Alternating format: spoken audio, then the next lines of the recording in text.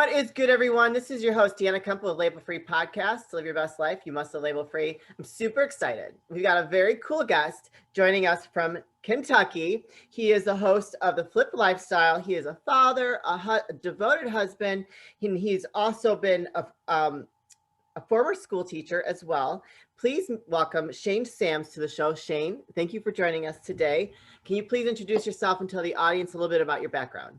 Deanna, I'm excited to rip some labels off. I'm excited to be with you today. Just rip them off, even though they say do not remove tag. We're just going to rip them off when it goes. That is good. I've never heard that one before. Right. That's awesome. I remember I used to go to the department store with my mom when I was a kid.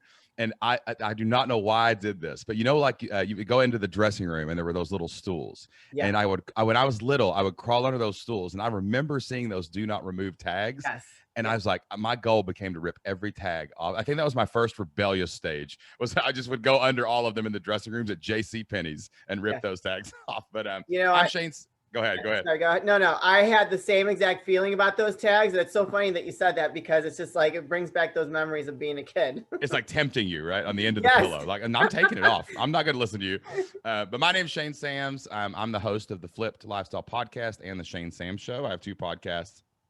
And I'm the founder of flippedlifestyle.com. My wife, Jocelyn, and I created that business back in 2014 to help other people start, build, and grow membership sites online. We were not always online business podcasters, though. We are former school teachers from Southeast Kentucky. For 10 years, I taught social studies and coached football in rural Kentucky. My wife, Jocelyn, was an elementary school librarian. So she was just a librarian.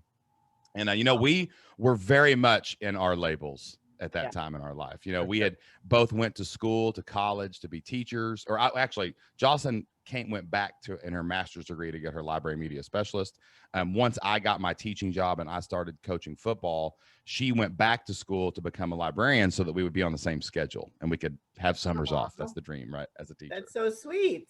Yep. So we got jobs in rural Kentucky, and we were just on that railroad track toward retirement. You know, we had a steady paycheck. We got paid every Friday, and it ran out every Thursday. So it wasn't a lot of paycheck.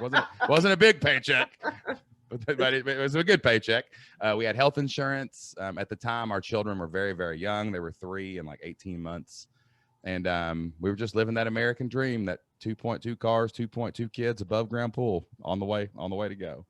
And then something happened that really changed our life in a very dramatic and painful way. You know, like a lot of people who are working parents, we use daycare centers to keep our kids. Yeah. My son was at a toddler facility on one side of town, and my daughter was on a infant facility under 2 years old on the other side of town. And one day I was trying to get my son into the daycare center, and he was freaking out. I mean, just like crazy crying and screaming, and he was just throwing this weird tantrum that was just so different than anything I'd seen before. And out of nowhere, he told me that one of the workers inside was scaring him, and he was afraid to go inside. He said, "She scares me. She scares me. She scares me." And I said, "Who? What?" And he told me, and he let me know that one of the workers inside of the daycare center was punishing him very severely, was locking him in a bathroom for hours and hours at a time in the dark to punish him for potty training accidents. We would later find out that this facility, a lot of horrific things were going on inside there. Nothing sexual or anything like that. It was just punishment, psychological torture. In the newspaper, one lady was sitting on kids in a beanbag chair when they would misbehave because she couldn't control them. So she would force them to the ground, put a beanbag chair on them, and sit on them for however, God knows however long. Oh man, I would go nuts if I was a parent. Yeah, I mean, this was definitely a should I go burn down the building moment. Yeah, right. You know, sure. You know, but at that moment, I was already running behind for work. Teaching is a weird job. You have legal obligations to be in your classroom. I mean, I also had 30 juniors, you know, waiting for me in the classroom that would burn down the building or make a bunch of babies if I didn't show up. Right. Like you know, I was kind of stuck between a rock and a hard place. I didn't have the total story. He just let me know about the bathroom, let me know about the thing. But this is also my 3-year-old telling me this. So I'm like, okay, I should not burn down this building. I should step back. I got to get Isaac somewhere safe, run to work and tell him what's going on. And then I can come back and deal with this in a little bit. I tried to call Jocelyn, but there was no service at her county school. It was way out in the middle of nowhere. I tried to call my boss, my principal, I couldn't get a hold of him. So I was kind of stuck. And I said, okay, here's what I'm going to do. I'm going to take Isaac over to Anna Joe's daycare center. There was a lady there that had kept Isaac when he was a baby, and I trusted her and I knew her. She was a friend. So I went over there and I told her what he had told me. And I said, if you'll just watch him for a couple hours, let me run to work. I had about a 40-minute commute to get to my school. I said, let me run to work. Let me find someone in charge and get someone to watch my classes, and let me come back and deal with this. And she told me, she said, Shane, I will watch Isaac, but we are not like, we can't keep anyone over 2 years old. Yeah. So you've got to come back. You've got to get back here. You can't stay here all day. And I was like, okay, I'll be back. So I left Isaac with her over at Anna Joe's facility, and I got my car and I drove to school. And I went to my classroom, settled everybody down. I got there right before the bell rang, got the teacher next door to stand and watch both classes. And I went down to my principal's office. My main principal was gone. I don't know where he was. He was doing something else that day. Yeah. There was an interim assistant principal there who I needed to ask. She was the supervisor on duty. So I went in and I told her the same thing. I just found this out. I don't know what's going on. I got to deal with this. I'm really freaking out right now. I don't know how to handle this. Like, I've got to get out of here. Yeah. Can you get me a sub? Can you watch my class? Can you do anything for me to help me? And the lady looked at me like really like stone cold, and she kind of leaned back in her chair. I'll never forget her taking off her glasses and laying them on the desk in front of her, almost like you would do to your kid. Right. Who you were about to teach a lesson, you know? And she looked at me and said, Mr. Sams, is your son in immediate danger right now? And I was like, no, but I just told you, I can't leave him here all day. I've got to go. And she said, well, you know, unfortunately, if your son's not in immediate danger, all the subs are out. School has already started. I have too much on my agenda. I cannot go watch your classroom for you. You're going to have to handle your personal problems after work. I know that your son needs you, but your job needs you too. You won't be there all day. You get out at 3:30. You can go after that and get there before they close. And I was standing there in the moment, like stunned. Like, one that I would tell someone. Yeah, right. Just I was so confused, you know, like, and I was like, did you hear me? Like, I just told you this. I got to go. I can't, this is unacceptable. And she said, well, you can't go. And I said, well, what happens if I leave anyway? And she said, well, I'll write you up. You can't just leave your classroom with, you know, you got 150 kids throughout the day that you're contractually obligated to take care of. Right. And I was like, well, I've got one that needs me more than they do. And I left and I took off. I would eventually get written up for leaving early for that. But on the way back, I was in my car and I caught myself in my rearview mirror and I was looking myself in the eye. And that's when the fury hit. That's when the anger hit. I wasn't angry at like the daycare worker. Like, I didn't know what was going on there. I thought it ended up being just pure ignorance and unqualified people in that building. Yeah. It wasn't anger at my boss for what she had just said to me. It was mad at myself for like even putting myself and my family in that position where someone thought they could make me make a choice between my kid and my job. And for what? Like, what was the trade-off? For a paycheck and health insurance and maybe retirement someday. And that's when I made a promise to myself. I would not stay in this position anymore. I would never be in a place where my son had to go to daycare, where I had to ask permission to go somewhere and help my family. Yeah. I would find a way to become and stay self-employed so that I could take total control of my life. And that's what sent us down the road of ripping off that teacher label, of moving towards something else. I just had no idea, like at the time, what it would be, because I devoted my whole life to teaching up to that point. Woo! That is an intense story. I know. I mean, I am not a mother. I want to be. I'm so hopeful. But all I know, if somebody messes with my kid, man, you better watch out, because I am going to tear some shit up. Yeah. Like, you know what was hard? I look back now at how I handled that situation, and I realized how brainwashed by the system I kind of was. Sure. Because like I had been trained. I have a degree in education. I have a master's degree in teaching. I had 10 years of responsibility and community service in my teaching role as a coach. And I look back, and even that pause like to even go to school that day. I look back now and go, why did I do that? Yeah. Like, I don't even know, but I realize that we get in these, like you say, like these labels, we get these things. Like I balanced that responsibility to that job against my family. And that's kind of what the world does to us. Like, and we get trained, it tells us we're in our lane, we get on our railroad track, and man, it is hard to jump the track. Yeah. And now I know, the truth will set you free. And I discovered a whole lot of truth after that day. But it's crazy how we can all get into those ruts and just stay in that course, I love it. And that's exactly why I started this podcast, is because I feel like so many people get stuck in that box, so you're that societal expectation, like you said, when we started, that 2.2 cars, 2.2 kids and the white picket fence. And it's just like, that might be great for some, and some might be, and we need people like that. Don't get me wrong. We do. But there's the people that, like yourself, and I'm going to put myself in that category, because I too, that we just don't belong there. We have something better and greater to give. And we have to really find what that is and tap into it, so that we can give back, like how we're meant to. Because I feel like what you're doing, you're serving others, like myself. I'm serving others, sharing your story. You don't know, there might be someone listening to this right now that might have gone through a similar experience with their child and is like, whoa, if he can do that, I can do that too. And may have some dream that they want to go after, and they can do it successfully. So, and that's what I find too.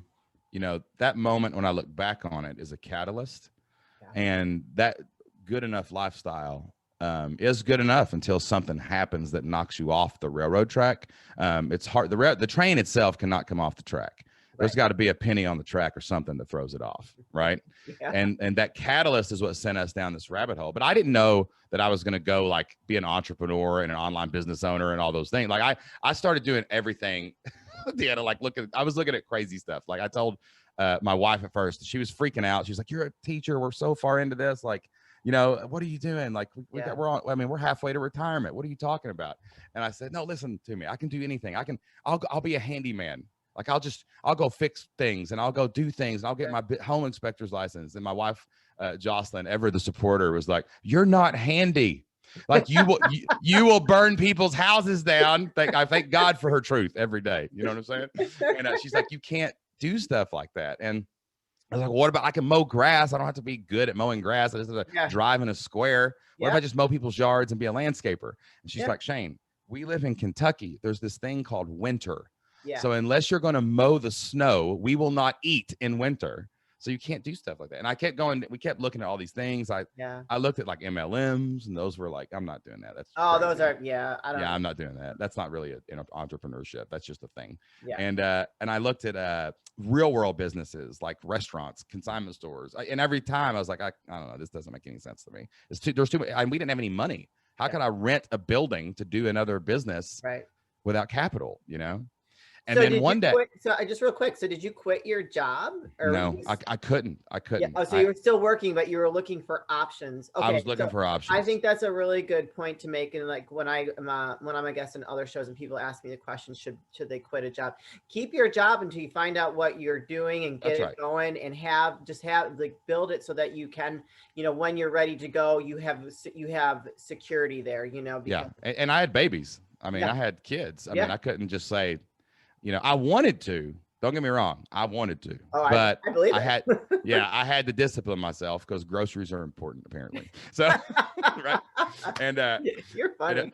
And a few months later, I was so in I think it was like probably April or May. It was right at the beginning of the mowing season and spring or whatever. I had stopped listening to music at this time, and I had started listening to podcasts. So this is 2012, so their podcasts were brand new. There were not a lot of them. And I started looking for business podcasts to try to learn new ways to make money. And I found this podcast by a guy named Pat Flynn. It's called the Smart Passive Income Podcast. And the only reason I listened to this podcast is because on his website, he was holding his son, and Pat's son and my son are about the same age. And I was like, so I just related to him instantly. I was like, well, this guy clearly puts family first. So who is this dude? And as I'm riding around mowing my grass, I just happened to catch the episode. This was like in his first 30 or 40 episodes too. This was really early. He's a mega podcaster now. He's got like tens of millions of downloads a month. And That's awesome. Good for him. And I was listening to it, and he was telling a story about how he got laid off after the housing crisis and the recession. And he was an architect, and he got laid off from his job. And he had no clue how he was going to make money, had no clue what he was going to do. He's got kids, he's got a wife, he's just so lost, right? Yeah. But Pat had been blogging for a few years about his journey to pass the architecture test.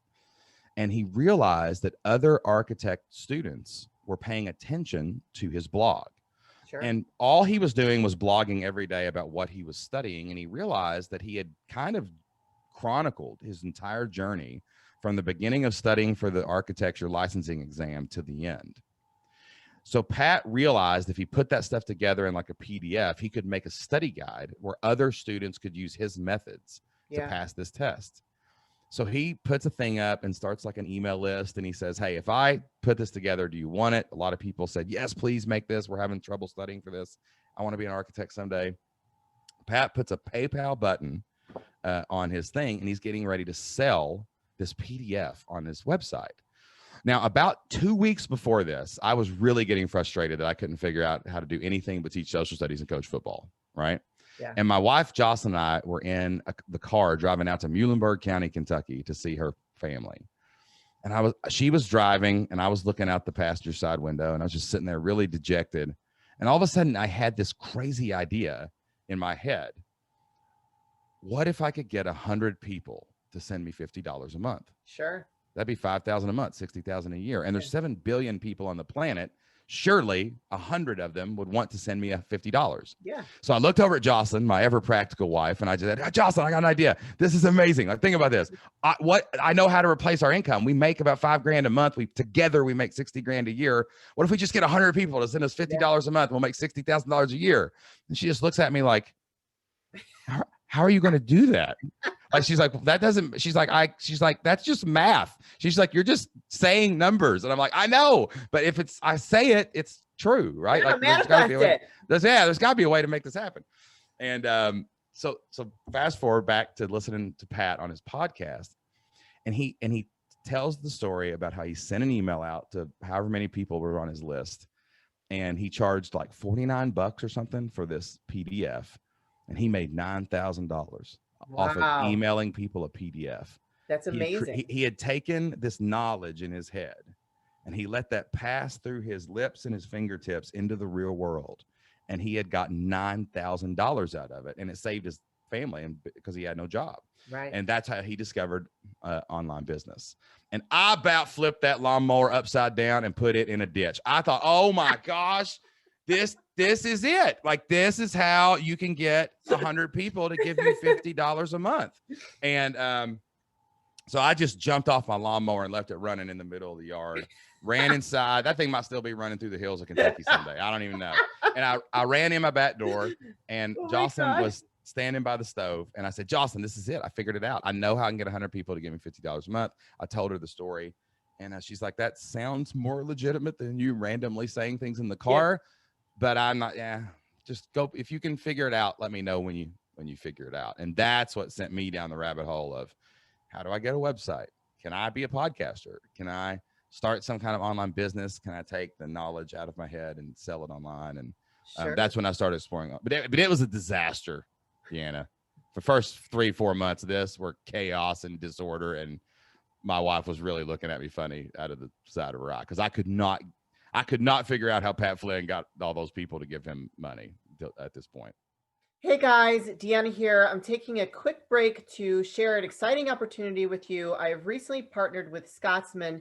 They have created a crowdfunding campaign building 3D printed electric scooters that make transportation smart, elegant, and sustainable. It runs on energy efficient batteries that double as USB-C power banks. And they're swappable too, so you can replace your battery and keep your scooter. Check out their crowdfunding page down below. Hurry and sign up now to take advantage of their early bird prices, 50% off. It has a built-in camera, GPS, live maps, and an automatic lock. So hurry up now, get in on this. Go to my special link below, 50% off, and be a part of this really cool campaign. You won't be disappointed. That's awesome. That's such a great story and it's relatable, you know. I mean, for myself as well, because, you know, like I said, I had a corporate job, you know, and well, my late husband and I were entrepreneurs, serial entrepreneurs, and you know, after he passed, I was forced to like get a real job. Sure. And honestly, that was the first time I ever worked for someone since I was 18. I had always Wow. been an entrepreneur. And so now I'm kind of in this space. So can you tell us a little bit about how that membership or just how Sure. you've turned that into being able to support your family, and you and your wife are working side by side, which I think is just so awesome. You power couple. I love it. She was not side by side with me for the first few I months. She, she yeah. sounds like she's a smart woman. She Yeah, was like, she was wait a more second. like way ahead of me, or like just like drifting off in the sunset, leaving me to my devices, right? But you know, I tried for 3 or 4 months.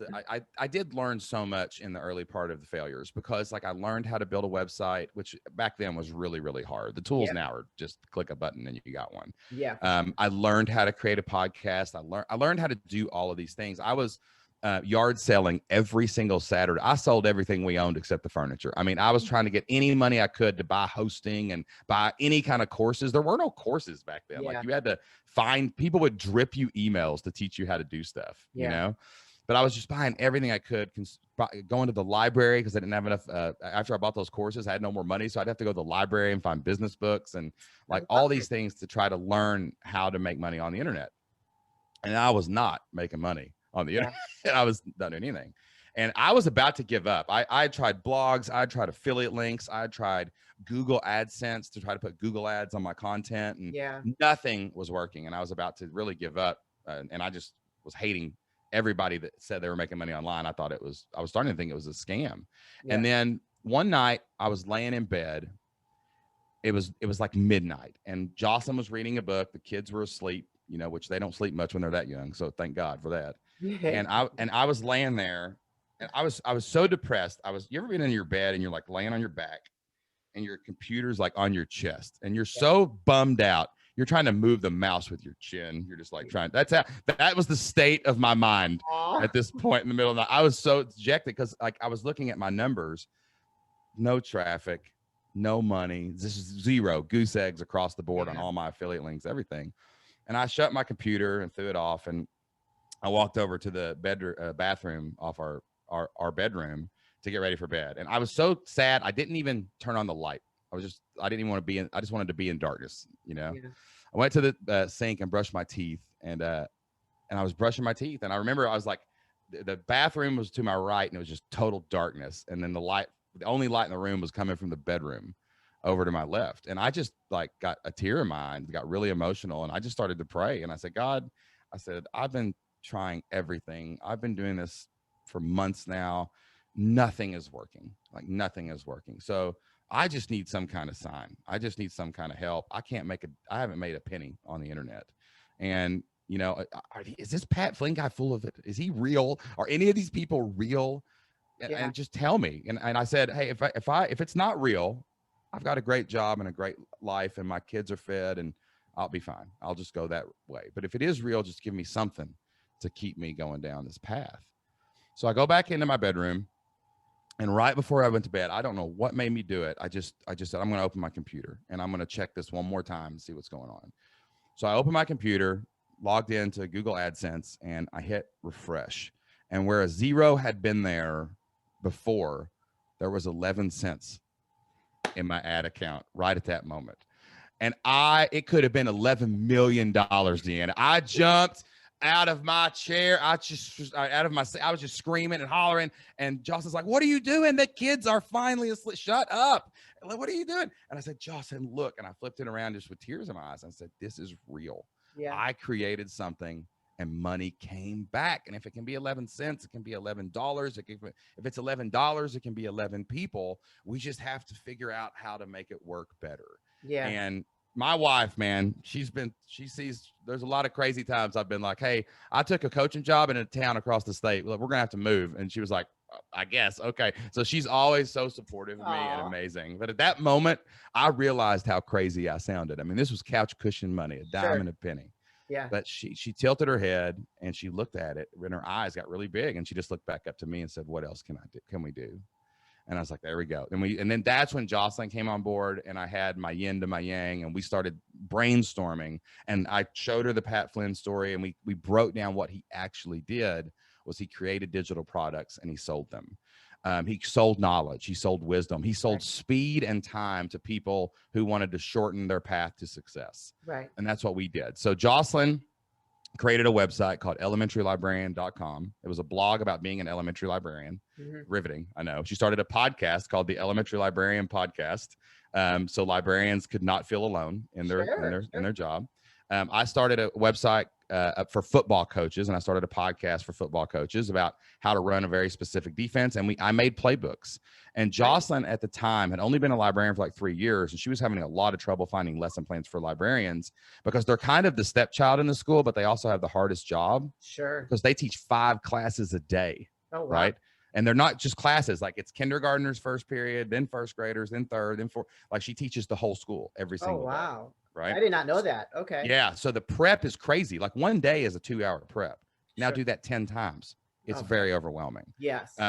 So she started getting this little following. She started a Facebook page. She started into a little email list. She got about 200 people on the email list. And we started saying, hey, what if you could make lesson plans for these ladies? If you can't find them, they can't find them. Right. Sure. So she sent an email out and said, if I make these for August, will you buy them? A bunch of people replied and said yes. So we said, okay, put your money where your mouth is. And we made a sales page, but we didn't make any lesson plans.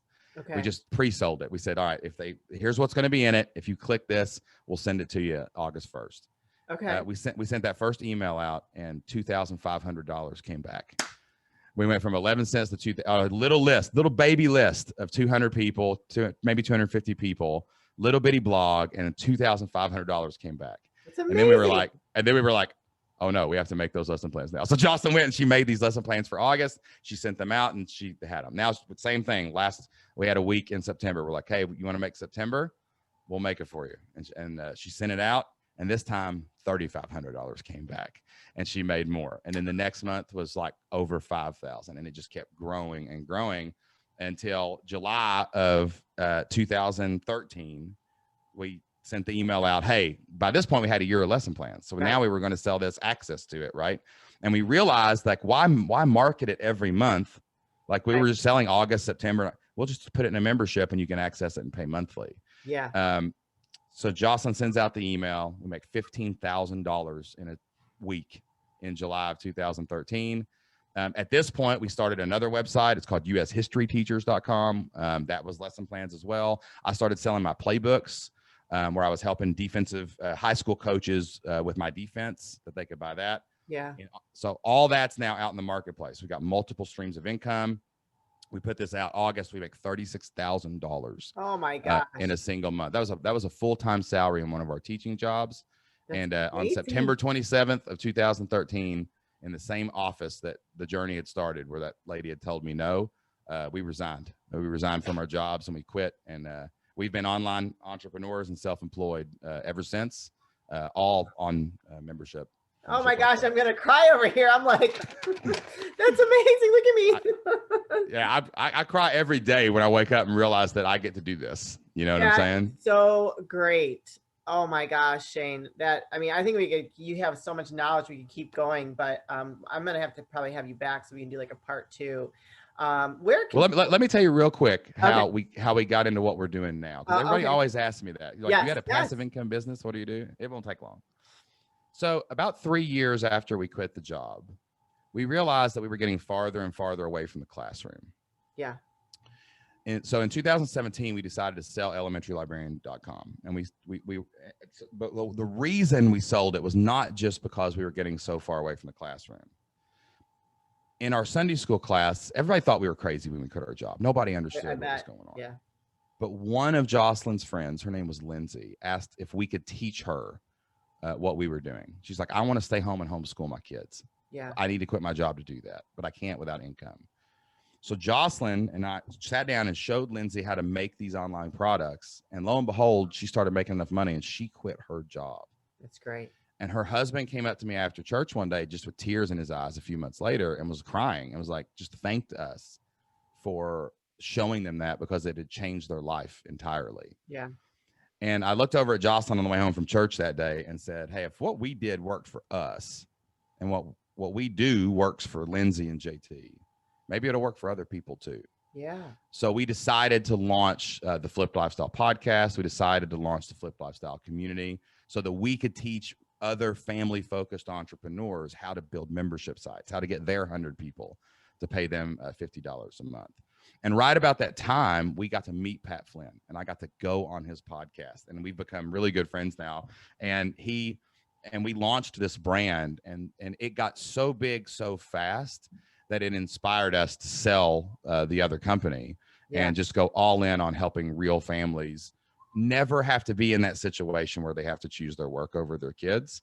And that's what we've been actually doing since 2017 is on the Flip Lifestyle podcast. We help people start building, grow membership websites. We got people selling everything. We got people teaching everything from raising backyard chickens to helping doulas birth babies. I mean, everything in between. We've seen thousands of people kind of model this system that we have. And it's been quite a ride. That's why I'm talking to you today. If we had just been selling elementary librarian lesson plans, I probably would have never met you, Deanna. So guess what? That's why we're here. And that's what we do right now. Oh my gosh. What an amazing story. Okay. So before I wrap things up, can you drop all the links so you're on Apple, I'm assuming. Sure. Yep. You can check us out on the Flipped Lifestyle Podcast, FLIPPED. Every week, I actually bring a real member from our community on and give them a 1-hour coaching call, and I'll let everybody listen so they can learn how to start, build, and grow a business too. I'm also on the Shane Sams Show. That's where I interview experts, authors, influencers, people like that. We got some amazing guests, people like Amy Porterfield, Dean Graziosi. That show's my baby. It's fun. It's a great time. And also for anyone listening to your show, we have a free gift. It's flippedlifestyle.com/label free. FLIPPED lifestyle.com/label free. And we have an entire training that is designed to help you find and vet your idea for your online business and your membership site. So I show you how to get your idea, how to use your God-given talents and experiences to get online. And then we also show you how to research that idea to make sure it can make money in the marketplace. So if your listeners want to go there, flippedlifestyle.com/label free. Awesome. They can get started on their membership journey as well. Awesome. Thank you so much, Shane. I'm just blown away. Your story's amazing. Thank you. God. Yeah. Wow. Like you moved me like, woo. I might we got to get a label free membership out there in the world. That's what we got to do. You know, you got to help a sister out. I'm here for you. I'm a starving artist right now. And I'm like, I really do not want to go back into the freaking corporate world. I really do not want All you need is 100 people to pay you $50 a month and you won't have to. 200 to 120, by the way. So that's true. That's true. So we're going to have a conversation offline, but Shane, this has been an absolute pleasure. Before I wrap things up, you dropped a lot of real life experience that turns into wisdom, right? But any last words of wisdom or advice that you want to leave with the audience? Yeah. Success online comes down to 3 words: consistent, prolific, and relentless. And if you consistently create content and you prolifically promote that content and you relentlessly follow up with people who discover your content, you can start, build, and grow a successful online business. That's the formula, y'all. Roll up your sleeves, open your wallet, invest, be consistent, be prolific, be relentless, and you'll be somewhere different in 5 years than you are today. Woo! Yes. All right, Shane, thank you so much for being a guest. It was just awesome. Your story thank you for letting me be here. I really appreciate it. You need to write a book. I'm working on it. I'm working on it. I'm getting there. I knew it. Yes, that's awesome. All right. You guys, this is your host, Deanna Kuempel with Label Free Podcast. Live your best life. You must live label free. Please don't forget to subscribe, like, comment, share, follow, all that good stuff. And I'll be back soon with more dynamic guests.